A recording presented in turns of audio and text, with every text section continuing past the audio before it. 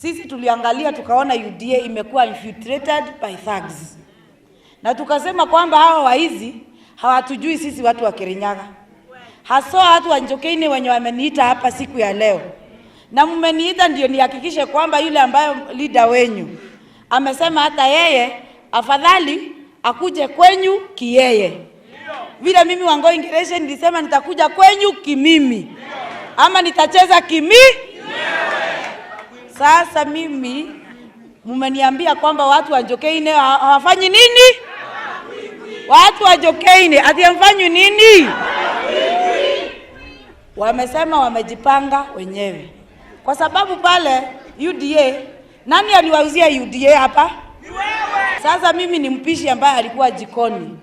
Na tulipika hii chama tukapika, lakini tukafika mahali nikaona ni kama chakula imewekwa sumu.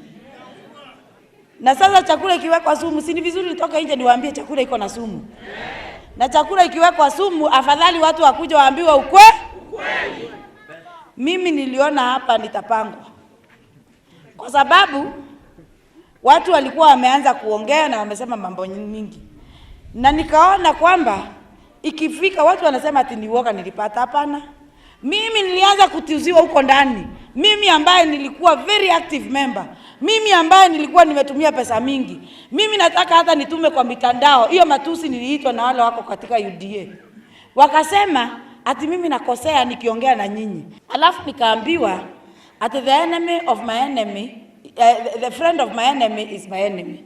Kwa hivyo mimi nikaambiwa mimi nimekuwa enemy kwa sababu nimekuwa rafiki ya Kebisho, na Kebisho ako na kura hapa.